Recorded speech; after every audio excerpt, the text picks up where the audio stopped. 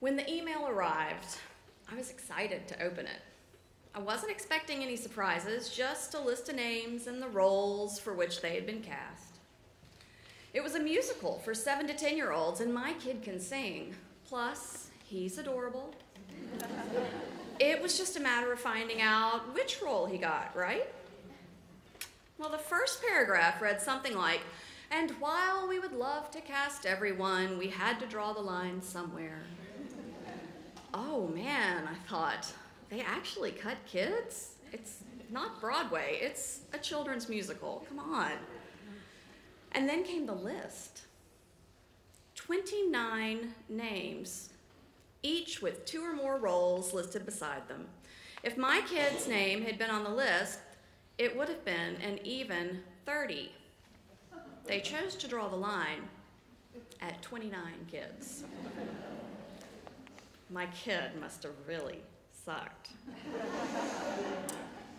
I spiraled into rage as I read the list over and over again. The only kids I knew on it were some siblings I'd met over the summer, one of whom couldn't concentrate long enough to form a complete sentence and generally enjoyed throwing shoes at people.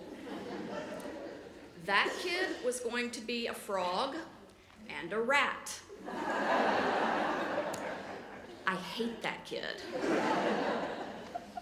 My rage turned to sorrow, as now I had to tell my son that he didn't get a role in the musical. I had to tell him that they didn't want him.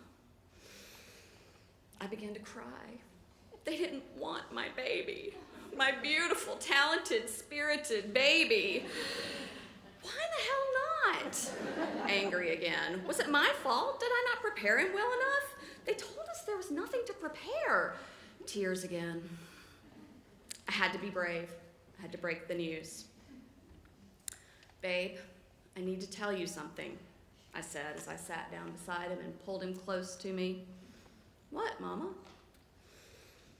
"You didn't get a part in the musical," I said with my voice clear and unwavering. "What musical?" he asked.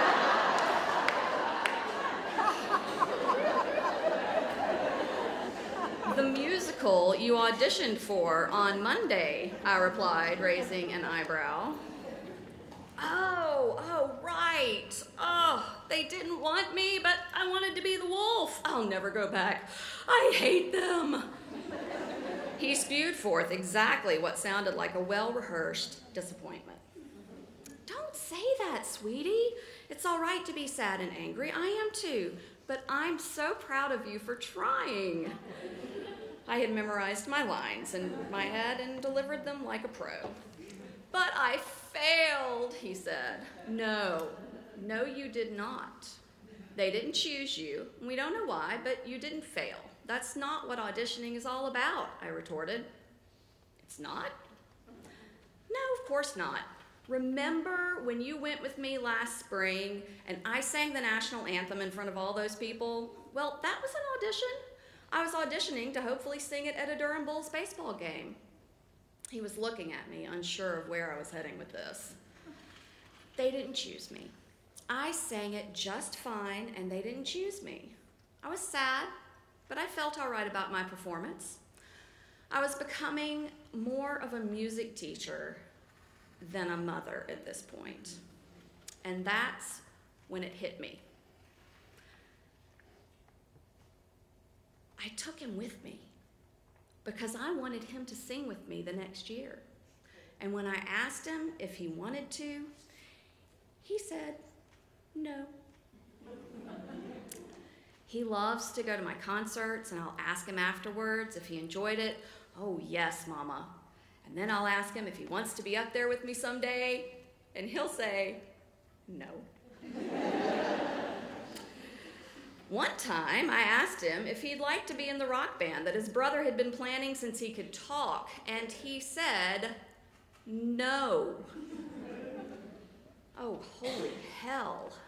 I had become my grandmother. For years, my grandmother paraded my mother around, entering her in pageants and piano competitions. Of course she did. My mother is beautiful and talented. Why wouldn't she want to share all that? So there we sat, me and my kid. He's too big to fit in my lap, but if he slouches down enough and crumples his legs into a pretzel, he can almost still rest his head right on my shoulder. I rubbed his head, and he put on the most magnificent performance of fake crying that you'll ever